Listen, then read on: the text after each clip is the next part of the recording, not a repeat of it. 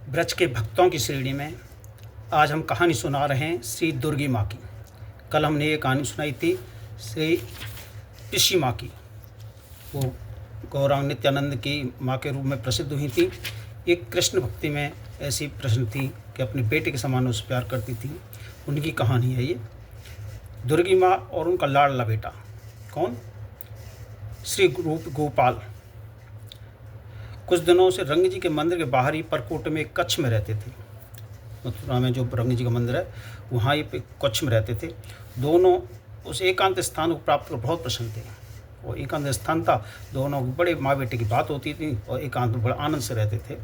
दोनों की प्रेम लीलाएं वह निर्विघ्न चला करती थी। बात्सल्य माँ गोपाल को प्राप्त कर विश्व को भूल चुकी थी।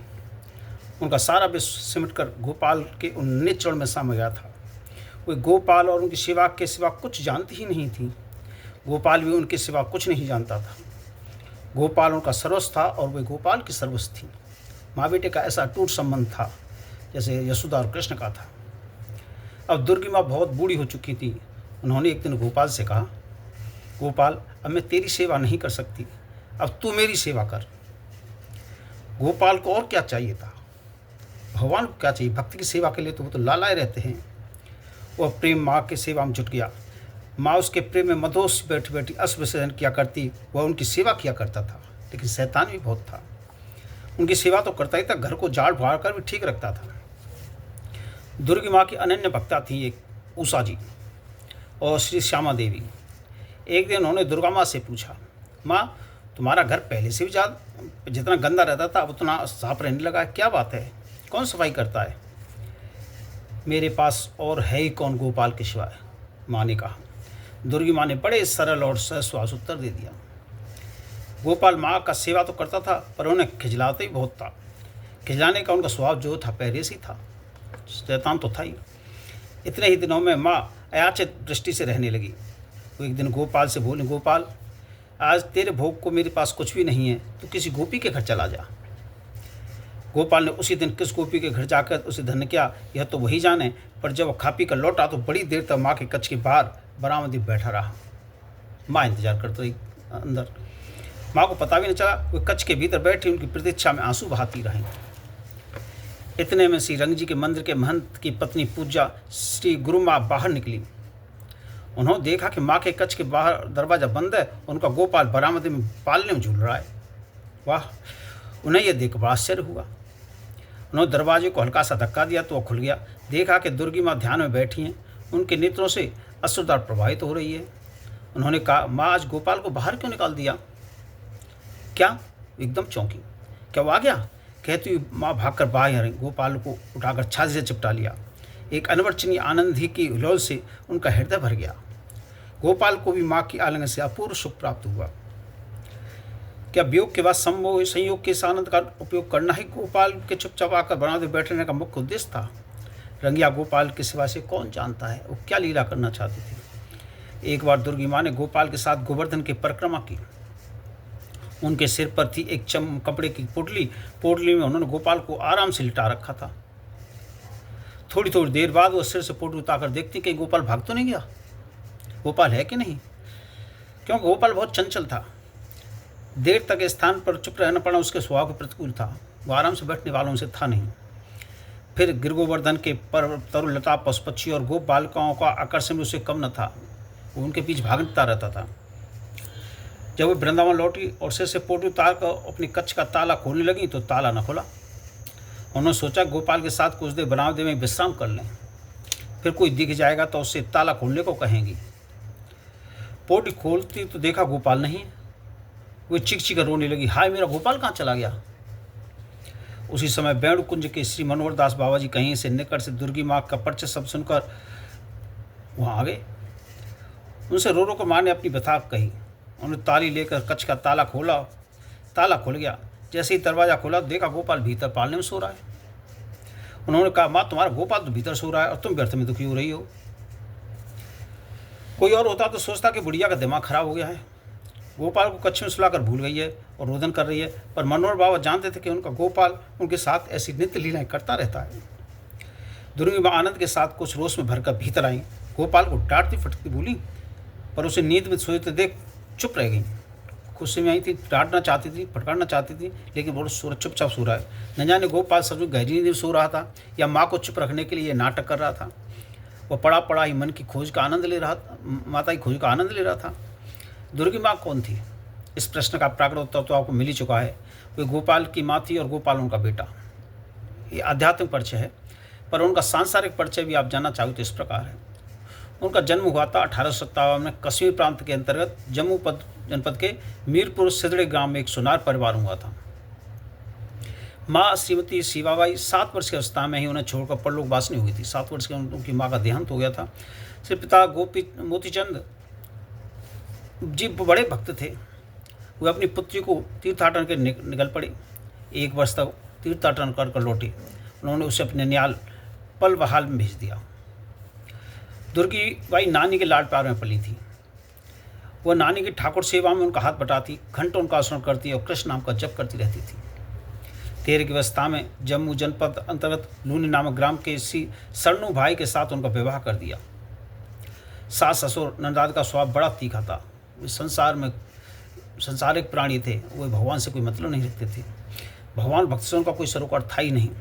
दुर्गी बाई सहज और सरल स्वभाव की भक्तमली वाला थी। उनके जन्मजात भक्ति के संस्कार प्रबल होने लगे थे।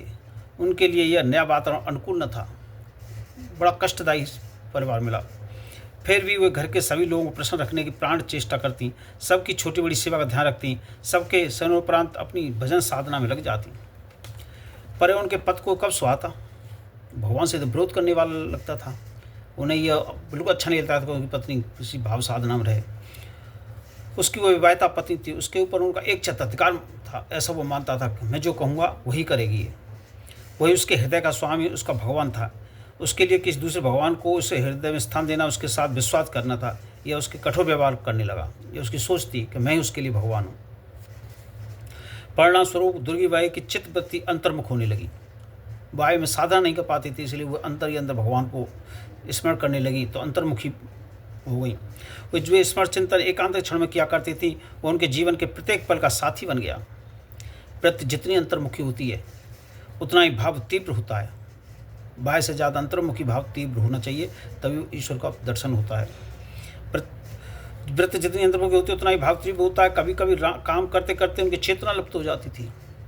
काम करते करते बेहोश हो जाती थी, भावष्ट हो जाती थी और वे एक अनिर्वच्य भाव समाज में डूब जाती। तब वे क्षण उनके लिए बहुत कठोर बनकर आते। उनका पति उन पर अत्याचार करता, लात घूसों की वर्षा करता था। किसी प्रकार दुर्गी माँ ने इस नार के जीवन 17 वर्ष व्यतीत किए। उन्होंने 7 बच्चों को जन्म दिया। 17 वर्ष में 7 बच्चों को जन्म दिया। इससे पता लगता है उनका पति कितना सांसारिक विषयों से लिप्त था। 30 वर्ष की अवस्था में एक दिन अर्धरात्र में वे घर से निकल पड़ी। मार्ग में बहुत कष्ट उठाते हुए देहरादून पहुंची और धर्मशाला में जम्मू के एक वृद्ध सज्जन से भेंट हुई उनकी। वे उनके साथ जम्मू ले गए। अब उनके घर 2 वर्ष तक रसोई बनाने काम करती रहीं। किसी प्रकार सरणी भाई को उसका पता चल गया, उनके पति को पता चल गया। तो वे सीधे स्टेशन गई और जो गाड़ी पहले मिली उस पर बैठकर लाहौर पहुंच गई। वो वहाँ से चली गई लाहौर, किसी गाड़ी में बैठ गए। उन्हें पता लगा कि सरनू भाई आने वाला है, तो वो वहाँ से चली गई। लाहौर में भी एक सज्जन के यहाँ साल भर तक चौका बर्तन और रसोई का साथ उनकी 6 ग्रस्त पत्नी की सेवा करती रहीं। जब पत्नी का देहांत हो गया तब वे हरिद्वार चली गई। वहाँ जम्मू वाली धर्मशाला में रहकर एक स्कूल में लड़कियों को घर से लाने और पहुँचाने की नौकरी करने लगी। इतनी सरल स्वभाव थी, नौकरी भी करती थी, ईश्वर को उन्हें कभी नहीं भूलती थी। इस नौकरी में उन्हें भजन के लिए पर्याप्त समय मिलने लगा। उनके भक्तिभाव में दिनों दिन उन्नत होने लगी। कभी कभी दिन भर धर्मशाला में अपने कमरे में बैठी रह जाती। नौकरी का समय भी निकल जाता और उन्हें बाह्य ज्ञान न होता। याद ही नहीं रहता कि वहाँ लेने जाना है लड़कियों को। कमरे का दरवाजा सुबह से शाम तक बंद देखकर धर्मशाला के मैनेजर को बड़ी चिंता होने लगी कि कभी मर न जाए इस तरह से पड़ी पड़ी। इसी बीच उनकी सास का देहांत हो गया। सरनू भाई हरिद्वार आए। उनका जो पति था हरिद्वार आए उसकी माँ की अस्थियाँ विसर्जन करने। यहाँ पर उन्होंने दुर्गी माँ से उनका साक्षात्कार हुआ, पर दुर्गी माँ मौन धारण की रही। वो कुछ बोली नहीं, एक शब्द नहीं बोली। हुए हारे ज्वार की भांतों से छूकर चले गए। 10 वर्ष इस प्रकार हरिद्वार में व्यतीत करने के वृंदावन में चली आईं। वृंदावन में कुछ दिन केसी घाट पर जम्मू वाली कुंज में और कुछ दिन जगन्नाथ घाट पर जगन्नाथ जी के मंदिर में रही। फिर श्री रामानुज हैगरी मंदिर बड़ा खटला में रहने लगी। वहीं के तत्कालीन महंत श्री मच्छी स्वामी जी से दीक्षा लेकर गोपाल जी की सेवा करने लगी। जीविका के लिए पहले तो उन्होंने भगवान भजनाश्रम का सहारा लिया। भजन करती, जो मिल जाता उससे भगवान भोग लगाती और खुद भी खाती थी। 8 घंटे कीर्तन करती रहती। कुछ दिन बाद उन्होंने यह सोचकर कि भजनाश्रम में कीर्तन कर उनके बदले जीविका का निर्माण करने के लिए लेना ठीक नहीं है। उन्होंने भजनाश्रम छोड़ दिया। श्री रसिक बिहारी जी के मंदिर में एक सेठानी के यहाँ 5 रुपये महीने पर नौकरी कर ली। उतने वे ठाकुर के भोग राग की किसी प्रकार व्यवस्था का संतुष्ट रहने लगी, पर उनका भजन में अभिनिवेश अब इतना प्रबल हो गया कि नौकरी करना भी मुश्किल रहा। आश्रम में रहना भी मुश्किल हो गया। तब वे गंगे जी के मंदिर के एकांत कक्ष में चली आईं। तब से हर समय गोपाल की सेवा में रहने लगी। जो स्टार्ट हमने बताई थी उनकी लीला यह रंग जी के मंदिर की थी। वे अपनी जीविका के लिए किसी याचना न करती, अपनी साधना के संबंध में भी किसी से कुछ नहीं कहती, यथासंभव अपने को छिपाकर रखने की चेष्टा करती, सबसे प्रभु के दर्शन और अच्छे वृंदावास की भीख मांगती। परंतु कुछ लोगों ने जान गए थे, वे उनकी सेवा करते रहते, इसी से उनका काम चलता रहता था। फिर भी कभी कभी ऐसा होता कि उनके पास ठाकुर भोग के लिए कुछ नहीं रहता, जो रहता उसे कुछ लोग चुरा ले जाते। सब जगह चोर भी हैं, चोर भगवान भी चोरी करते थे, वहाँ भी चोर बस गए। तब उन्हें विवश हो गोपाल से अपनी व्यवस्था आप करने के लिए कहना पड़ता। वो भगवान से ही बोलती तो अपनी व्यवस्था कर लो, मेरे पास कुछ भी नहीं है। कभी ऐसा भी होता कि कुछ अधिक पैसे पास में आ जाते, तब वे गोपाल को दिखाने के लिए रास का आयोजन कर देती और संतों की सेवा उन्हें खर्च करती। संचय करने का कोई प्रश्न ही नहीं था, कभी संचय नहीं करती, जितना आया सब उसी दिन खर्च कर दिया। गोपाल को भी माँ की बराबर चिंता रहती। उन्हें जब जिस वस्तु की आवश्यकता होती वह किसी न किसी प्रकार किसी को प्रेरणा देकर उसकी व्यवस्था कर देते थे। एक बार माँ को चमेली के तेल की आवश्यकता थी। उनके सिर में न जाने कब से तेल नहीं पड़ा था, खुश्की बहुत हो गई थी, जिसके कारण सिर में दर्द रहने लगा। उनके एक भक्त श्री गिरधार लाल जी अमृतसर रहते थे। उस बार जब वे वृंदावन आ रहे थे, उन्होंने नौकर से मालिश के लिए एक सीसी सरसों का तेल लाने को कहा। नौकर भूल से चमेली का तेल ले आया। ईश्वर की लीला थी, उन्होंने क्या क्या लीला रच देते हैं। चमेली का तेल उनके काम का नहीं था। उन्होंने इस सिर में तेल नहीं डालते थे तो क्या करते। गाड़ी का समय हो गया था, वे तेल की शीशी झोले में डालकर चल दिए। सोचने लगी यदि यह तेल दुर्गी माँ की सेवा में लग जाए तो अच्छा है। वृंदावन पहुंचकर वे सीधे दुर्गी माँ के पास आए। दंडवत कर जैसे ही बैठे तो बोली, गिरधर तू चमेली का तेल लाया है न, मेरे सिर में डाल दे। गिरधार ने अपने हाथ से उनके सिर में तेल डाला। यह देखकर उन्होंने आश्चर्य होकर उनके सिर ने तेल की पूरी शीशी सोख ली, इतनी खुश्की थी। दुर्गी माँ की शेष अवस्था रंगी जी के मंदिर में इस कच्छ की बड़ी भावभीनी अवस्था भी थी। मन और प्राण गोपाल की सेवा में तन में रहते, नित्य नित्य सजग रहते। थोड़े से उद्दीपन से वाय ज्ञान होकर किसी अनवर्ची आनंद सुंदर डूब जाती थी, हर वक्त भाव में रहती थी। श्री गौरांगदास बाबा जी महाराज की अमृत वर्षिणी कथा में उन्हें कई बार मूर्छित तो देखा था। एक बार शिवा कुंज के निकट हुए किसी की बंसी धुन उठकर सुनकर 8 घंटे बेसुध हो पड़ी रही। यमुना स्नान करते समय उन्हें सब कृष्ण गोपियों के साथ जल केली का उद्दीपन हो जाता था। वे घंटों जल में ध्यान मग्न अवस्था में खड़ी रह जाती। वो कभी खड़ी खड़ी तो कछुए भी उन्हें काट जाते थे। जब उन्हें बाय ध्यान आता था तो उनकी घावों की मरम पट्टी करती थी। बेसुध अवस्था में रास्ता चलते समय कई बार पागल को तो उन्होंने काट लिया, तो भी उन्होंने यही उपचार किया और कुत्ते के विष का उन पर कोई असर नहीं हुआ। मिट्टी लगा देती थी, उससे उनका अपना उपचार हो जाता था। ईश्वर की ऐसी लीला थी। दुर्गी माँ पर जो बहुत कृपा थी उसका एकमात्र कारण था उनका अति सरल निरभिमानी निष्कपट व्यक्तित्व और भगवान कीर्तन उनकी अनन्य निष्ठा। जितना सरल होगा उतना ही भगवान निकट होती है उसके। वे अपने कक्ष का दरवाज़ा बंद कर कीर्तन किया करती। कभी कभी लोग दरवाजे के पास कान लगाकर कीर्तन सुनते तो 2 ध्वनियाँ स्पष्ट सुनाई देती थी। एक तो स्वयं दुर्गा माँ की परिचित ध्वनि, दूसरी किसी किशोर कंठ की बड़ी मधुर आकर्षण। भगवान उनके साथ कीर्तन करते थे। दूसरी ध्वनि के गोपाल के सवार किसकी हो सकती थी। आह, कैसा मधुर होता होगा जब भक्तों भगवान दिव्य स्थल कीर्तन होता होगा। दुर्गा माँ एकांत में गोपाल से जो बात किया करती वह भी लोग कभी कभी कच्छ के बाहर सुन लेते। एक बार एक महिला भक्त ने सुना, उन्हें गोपाल से कहते, गोपाल सुन तो, तुम मुझे नाम की ध्वनि आ रही है, मेरे रोम रोम से नाम की ध्वनि निकल रही है। दुर्गा माँ का सार्थन अपने अनुभव के संबंध में कुछ नहीं कहती, पर कभी कभी अपनी प्रेमी जनों से 1-2 बात कह दिया करती थी। वो छिपा के रखती थी ज़्यादातर। डिप्टी कलेक्टर श्री निर्जन दास धीर उनके बड़े भक्त थे।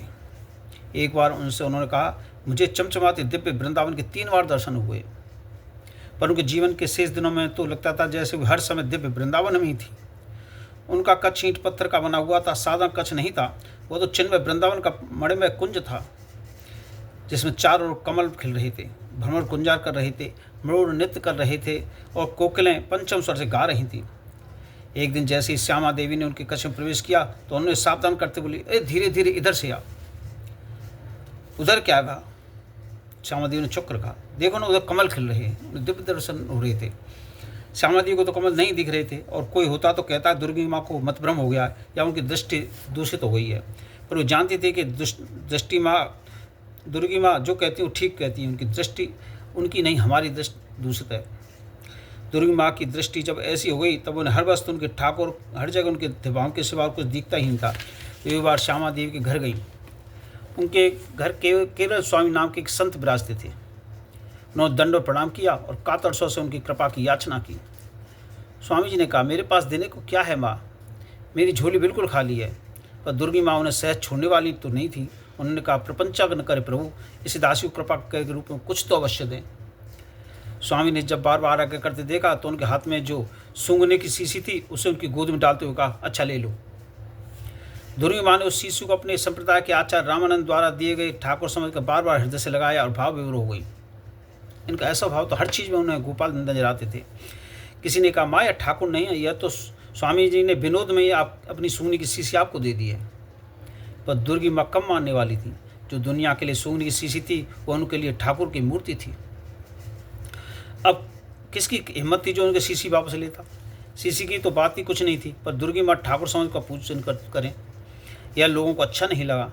जब से सबसे पंजाब से आए सुदामा बाबा नाम के एक संत ने प्रार्थना की कि किसी प्रकार शीशी उनसे ले लें। सुदामा बाबा से दुर्गी माँ का स्नेह था। एक दिन उनकी कुटिया पर गए और शीशी और ठोकार लाए कि ठाकुरों की सब सेवा तुम ही करोगी, हमें भी करने दोगी। उस शीशी को उठा के ले आई। एक दिन श्यामा माँ ने दुर्गी माँ से कहा, बहन अब मेरा शरीर नहीं चलता। गोपाल से कहा, मुझे ले चल। अब तो वो क्या बोलता है जानती है? तुझे रेशमी साड़ी पहननी होगी, मांग में सिंदूर भरना होगा, मेरे साथ ब्याह करना होगा, तब ले चलूँगा। श्यामा देवी ने हंसकर कहा, तो रेशमी साड़ी आ जाएगी, उसमें दिक्कत क्या है? अरे तो माँ के साथ कोई ब्याह करता है, उसे ऐसी बात नहीं कहनी चाहिए। दुर्गी माँ ने झुंझलाते उत्तर दिया। दुर्गी माँ के शेष जीवन की भाव मुद्राओं से लगता था कि उनका दिव्य वृंदावन संबंध घनिष्ठ होता जा रहा है और प्राकृत बदनाम से छूट जा रहा है। अंत में 5 अगस्त 1977 को 119 वर्ष की अवस्था में अपने प्राकृत शरीर को प्राकृत वृंदावन छोड़कर अपराकृत सिद्ध गोपी देव सदा के लिए वृंदावन प्रवेश कर गई। जय दुर्गी माँ की। ऐसी थी हमारी माँ दुर्गी।